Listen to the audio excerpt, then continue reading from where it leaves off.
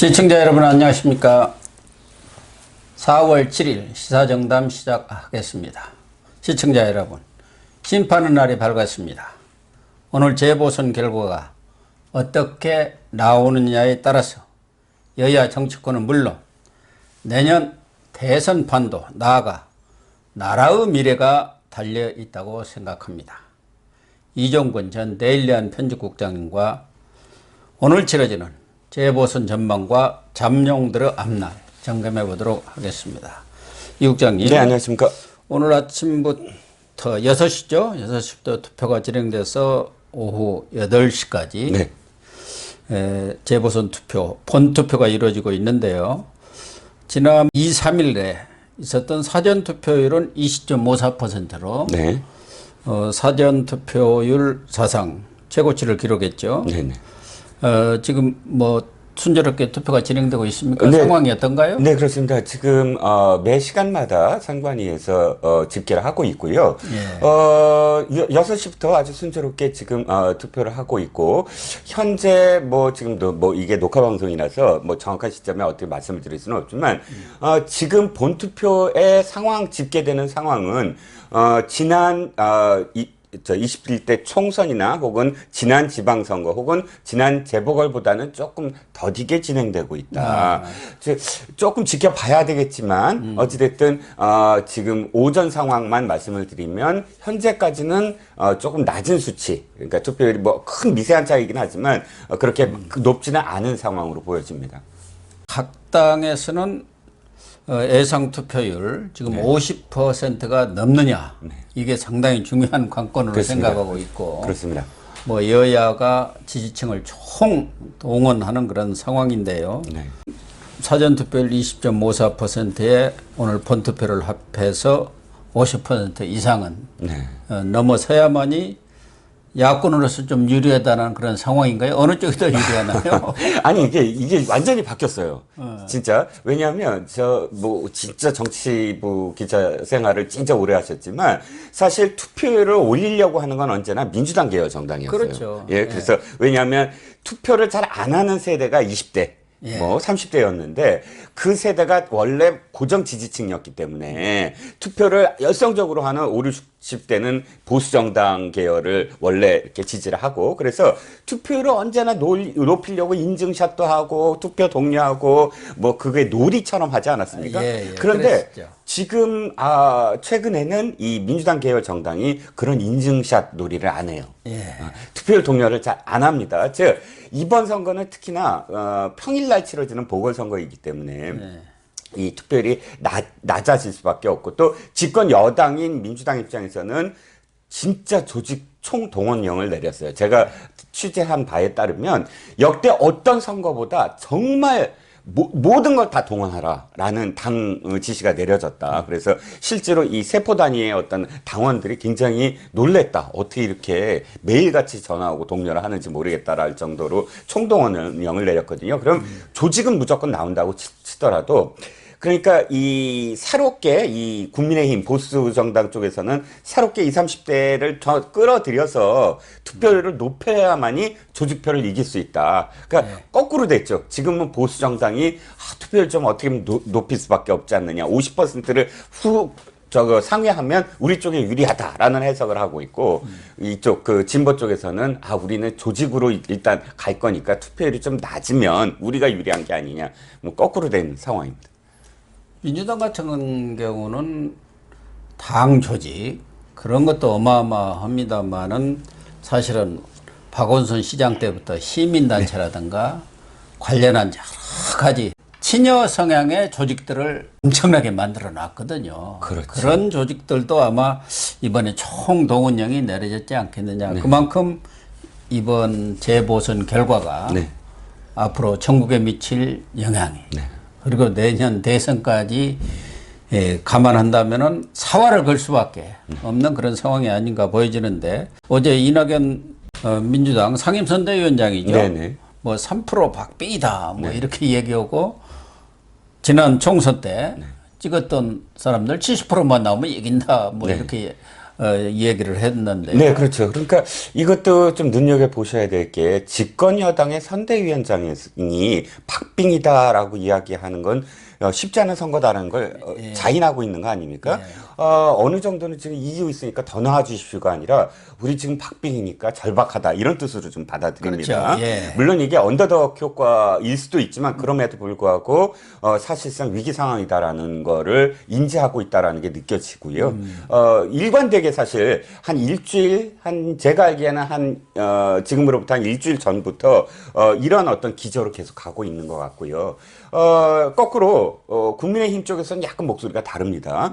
국민의힘의 김종인 비대위원장 같은 경우는 처음에는 5에서 7%포인트 차가 있을 것이다 라고 이야기했다가 지금은 얘기가 좀 바뀌어서 두 자릿수 이상도 벌어질 수 있다라고 지금 좀 자신감을 보이는 상황입니다. 이건 어떤 의미로 전 해석이 되냐면 김종인 비대위원장이 그야말로 사실 멘트 하나가 어떻게 이 상황을 바꾸는지를 아는 사람이거든요. 그렇죠. 그렇기 때문에 적절할 때 내가 이 말이 어떤 반향을 일으킬 것이다라는 걸 분명히 알고 표현을 했을 텐데 그렇다면 좀 더 자신감 있게 나와라 뭐 이런 어떤 뭐 메시지로 들리고 또 실제로 자신감이 있어 보이기도 하고 역으로 후보 입장에서 오세훈 후보 입장에서는 그걸 부인했어요. 김정인 비대위원장 질문을 기자들이 하니까 아니다 박빙일 거다. 그러니까 끝까지 긴장을 놓치지 말아야 된다.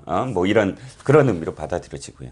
조영 원내대표도 뭐 15% 정도 차이로 이길 거다 이렇게 얘기를 했는데 민주당은 이낙연 선대위원장을 비롯해서 당 지도부 또 박영선 모두 박빙을 싸웁니다. 그러면서 읍소작전 위기감을 이렇게 부추겨서 자기 지지층들이 자발적으로 나올 수 있게 총동원될 수 있도록 나올 수 있도록 그런 작전을 좀 쓰고 있는 것 같습니다. 이게 언더독 전략이라고 한다면은 국민의힘의 경우는 밴드웨건 효과를 노리고 있는 양쪽이 좀 다른 전략을 쓰고 있어요. 밴드웨건. 앞서가고 있는 측과 쫓아가고 있는 측이 언제나 우리가 조금 불쌍하게 보이고 동정 여론을 하는 거는 이제 쫓아가는 쪽이지만 앞서가는 쪽에서는 자신감을 보이면서 우리가 대세다. 이게 사실 이쪽 그 밴드웨건 효과는 딱 이거거든요. 사람들이 그 부동층일 때 이기는 쪽에 편승하려는 마음이 있어요. 그렇죠.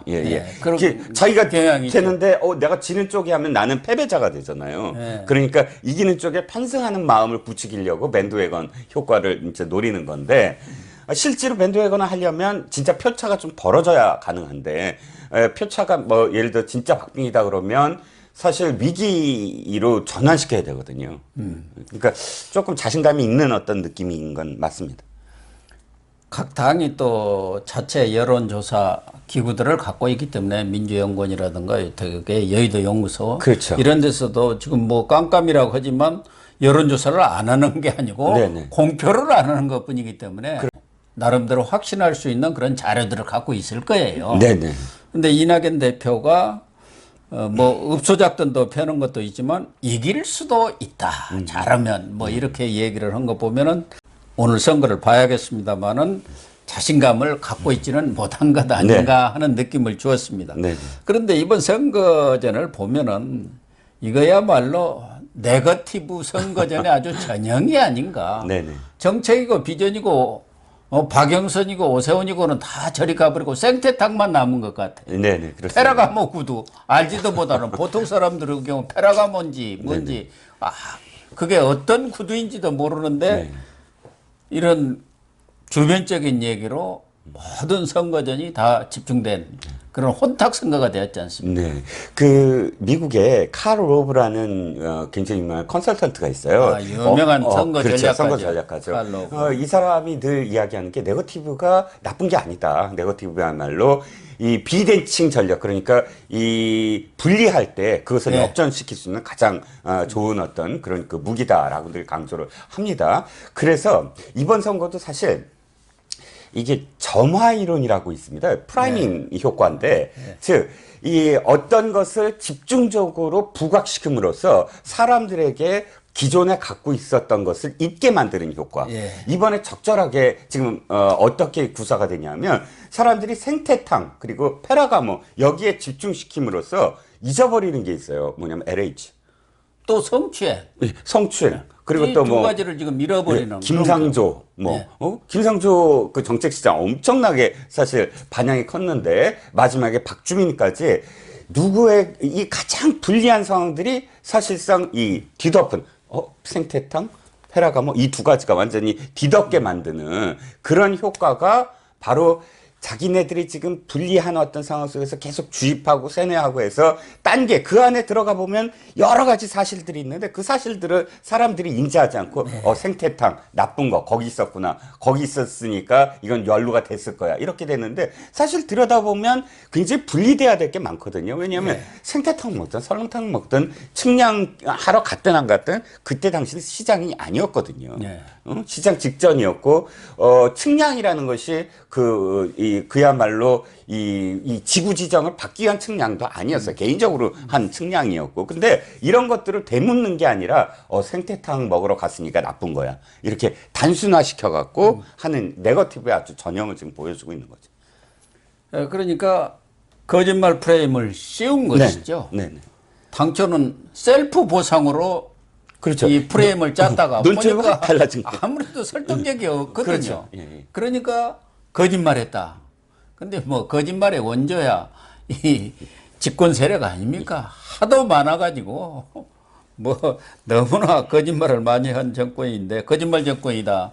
양치기 정권이다. 이런 얘기가 나올 정도인데 어쨌든 오세훈 시장 후보를 이 거짓말쟁이로 몰아가면서 가장 핵심인 선거 유신 LH 투기 사건, 또 그 이전에 성추행 사건 이런 부분들을 희석시키는 그런 결과를 가져왔어요. 오늘 뭐 8시에는 출구조사가 발표가 되겠죠. 8시 15분입니다. 15분. 네, 뭐 원래는 이제 감사죠. 그렇죠. 제 시간에 딱 하지만 15분은 왜 뒀냐면 코로나19 때문에 그 확진자 아니 자가격리자 있지 않습니까? 자가격리자들은 8시 전까지 가서 그 8시 본 투표를 한 사람들 다 나간 다음에 그때부터 투표를 하거든요. 그러니까 한 15분 동안에 그 자가격리자들 투표 이후에 발표를 합니다. 그러니까 8시 15분이면은 서울시장과 부산시장의 출구조사가 발표가 되는데 사실 서울이라든가 부산의 경우는 출구조사가 거의 맞아 들어가죠. 예를 들면 시골 같은 경우는 또 지역에 따라서 많은 차이가 있지만 서울은 섞어갖고 이렇게 나오기 때문에 큰 변화가 없는 경우가 많은데 어쨌든 뭐 부산시장은 그렇다 하더라도 결국은 서울시장 누가 이기느냐 아니겠습니까? 그 승패에 따라서 여당과 야당의 입지가 그렇죠. 완전히 달라지는 그런 상황이 올 수밖에 없죠. 그렇죠. 2대0이냐, 1대1이냐, 1대1도 서울이냐, 부산이냐, 뭐 경우의 수가 그렇게 되겠죠. 뭐 부산은 큰 이변은 없을 것 같고 문제는 이제 서울 아니겠습니까? 과연 오세훈, 박영선 중에 누가 이기느냐에 따라서 정치 지형이 바뀐다고 봐야겠죠. 만약에 서울시장을 야당이 승리할 경우 여권은 거의 뭐 그라운드 제로라고 하나요? 완전 패직 상태로 빠진다고 봐야 하지 않겠습니까? 일단 그런데 이제 이것이 언제나 주식 같아서 선행적으로 충격을 받잖아요. 실제로 그것이 벌어진 것보다. 그러니까 이미 박영선 후보가 패배했을 경우를 상정해서 아마도 각 캠프나 혹은 잠룡들이나 당이 지금 대비를 하고 있을 거라는 가정하에서 말씀을 드리면 첫 번째, 만약에 이 박영선이 졌을 경우 첫 번째는 이낙연의 완전한 그 뭐랄까요, 이 추락? 집으로죠, 집으로. 한마디로 완전히 추락이죠. 지금 일부 여론이 이제 이 두 단위도 아니고 한 자리로 바뀌었잖아요. 9%대. 근데 이제 만약에 그 선거에서 진다 그러면 선대위원장에 책임을 져야 되고 뭐 하다 보면 5%대 밑으로 가서 완전히 그냥 이 도토리 키제는 군소 후보군으로 추락하고 두 번째, 이재명 지사의 아주 적극적으로 현 정부를 비판하는 대척점에 있어서의 그런 행보가 이제 게시가 차별화 되겠죠. 전략을 쓰겠죠. 왜냐하면 현 정부에 대한 그런 실망감이 표출됐다. 라는 것하고 그다음에 이 당내에서도 개혁을 해야 된다. 이런 목소리들이 이제 나오기 시작하겠고 안에서도 비주류들이 이제 서서히 목소리를 낼 것이다. 그러겠죠. 당내에서. 네. 그래서 당권, 세 번째가 이제 당권을 어떻게 할 거냐에 대한 문제인데, 여기서 이제 이해찬이 다시 등장하느냐 안 하느냐의 어떤 상황이 저는 도래할 거라고 봅니다. 왜냐하면 이해찬이 있었을 때 선거는 계속 이겼는데 이해찬이 없어지니까 선거에 이렇게 졌다. 근데 또 다른 그런 킹메이커가 누가 있겠느냐. 이런 계산 속에서 이해찬 추대론이 또 나올지도 모르고 뭐 이런 상황들. 그리고 마지막으로 네 번째가 제3후보론, 즉 친문 쪽에서 누구를 또 다시 옹립하려고 한다든지. 그래서 지켜보는 게 유시민이거든요. 저는. 또 왜냐하면 유시민이 지금 이번 선거에 전혀 개입을 안 했어요. 네, 입을 꼭 다물고 있대요. 예, 예. 그래서 저는 그게 도리어 유시민이 등장하려고 하는 게 아니냐. 왜냐면 여기서 만약에 자기가 무슨 역할을 했을 때, 외곽에서 공중지원이라도 했을 때 패배하면 자기도 어쨌든 덤태기를 쓰게 되잖아요. 그러니까 거리를 두는 게 그런 어떤 계산이 있는 게 아니냐. 뭐 이 여러 가지 어떤 또 경우의 수마다 이런 전망을 나오고 있습니다. 지금 5월 전당대회를 앞두고 송영길, 홍영표, 우원식 이 세 사람이 뛰고 있는데 당 일각에서는 만약 패한다면은 이 국장님 말씀하신 대로 비대위 체제로 가서 이해찬 전 대표 같은 선거 규제가 또 당을 장악하고 여권 전체를 아우를 수 있는 그 그립이 있는 그런 사람이 나와야 한다는 그런 주장도 제기되고 있는 것 같아요. 경우에 따라서는 경선 연기론도 나올 수가 있는 것이죠. 경선 연기론 9월에서 12월로 연기하자. 우리가 불리한데 상대 보고 해야 되는 거 아니냐. 뭐. 어쨌든 패할 경우 문재인 대통령은 완전 장악력을 상실하고 식물 대통령 나아가서는 손절매 당하는 그런 경우도 없지 않으란 보장이 없죠. 뭐 역대 5년 단임제의 어떤 사실 그 불행한 대통령의 말로가 늘 되풀이 됐는데 지금까지 어떤 대통령도 탈당이나 분당, 그러니까 탈당이나 그런 상황을 겪지 아니한 대통령이 없었고 또 역대 어떤 대통령도 자신의 어떤 그런 똑같은 그 승계하는 같은 진영의 차세대 잠룡에게 비판을 안 당한 대통령이 없거든요. 그렇기 때문에 지금 상황에서는 만약에 입회를 했을 때 또 중요한 게 이 격차입니다. 네. 얼만큼 격차가 되느냐. 즉, 이 김종인 비대위원장이나 주호영 원내대표가 이야기하는 두 자릿수 얘기는 두 자릿수가 돼야 더 큰 충격을 줄 수가 있다.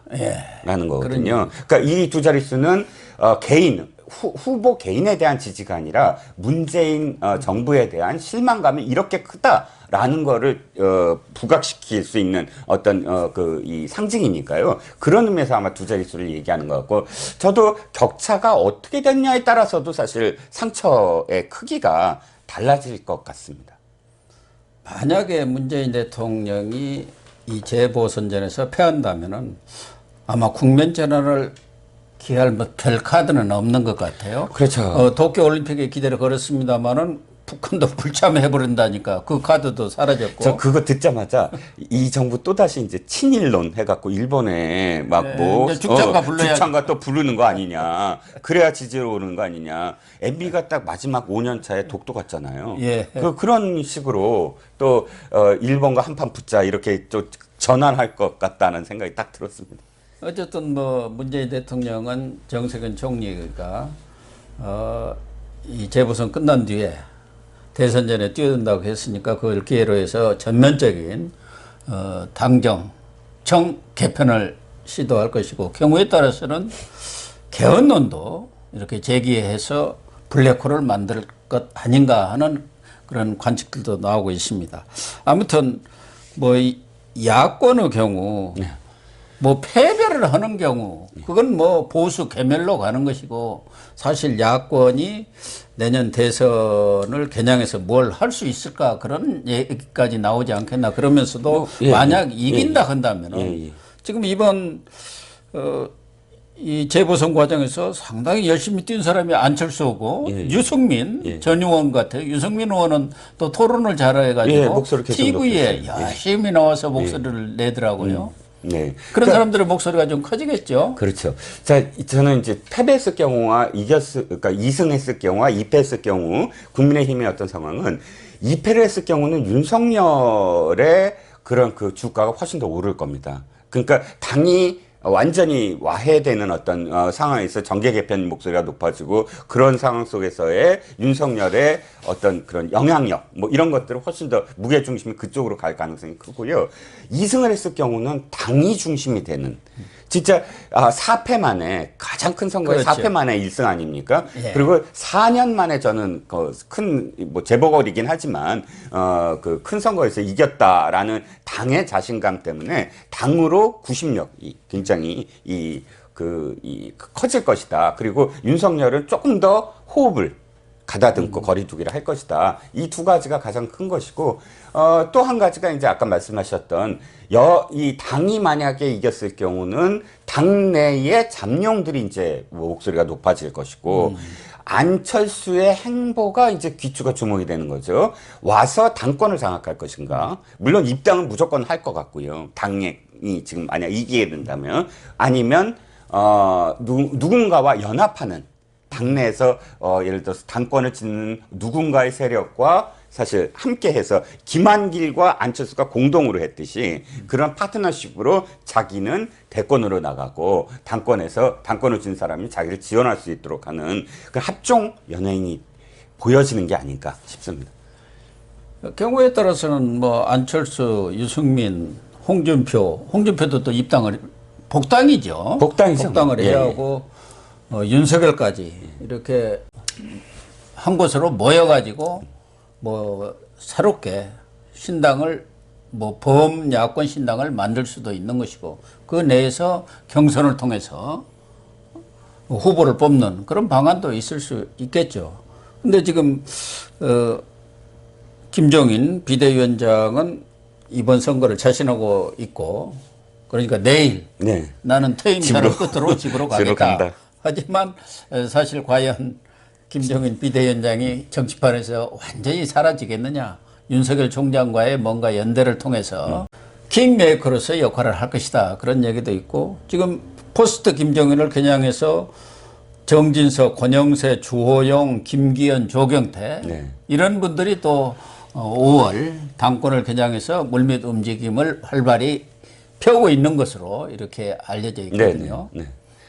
그렇죠. 그러니까 이 재밌는 건 김종인과 이해찬 구도가 또다시 될 것이냐라는 시각으로 볼 때 이 두 사람이 동시에 나오는 조건이 재밌게도 한쪽 똑같다는 거예요. 예. 즉 국민의힘이 2승을 했을 경우는 거꾸로 저쪽이 2패를 한 경우잖아요. 예. 즉 국민의힘이 2승을 한 상황에서는 양쪽 다 비대위원장으로 다시 불려 나올 것이다. 이쪽은 2승을 했는데 누가 2승을 했느냐. 맨날 지고 있다가 김종인이 와서 2승을 한 거 아니냐. 그러고 다시 추대론이 나오고 저쪽은 맨날 이기고 있는데 이번에 졌지 않았느냐. 이긴 사람을 데려와라. 그러고 이해찬을 추대하고. 그러니까 뭐 그런 시각으로 봤을 때는 똑같은 조건, 그러니까 그 상황에서는 똑같이 불려 나올 수밖에 없다. 뭐 이런 얘기가 나옵니다. 네, 시청자 여러분. 아무튼 이번 재보선 결과가 앞서도 말씀드렸습니다만은 여야 정치권은 물론이고 나락에 떨어진 우리나라 대한민국이 다시 흥하느냐 망하느냐 이런 갈림길에 있다고 생각을 합니다. 우리 유권자 모든 분들이 시민들이 투표장에 나가서 오만한 정권에 대한 심판의 회초리를 들어주시기를 부탁드립니다. 시청해 주셔서 감사합니다.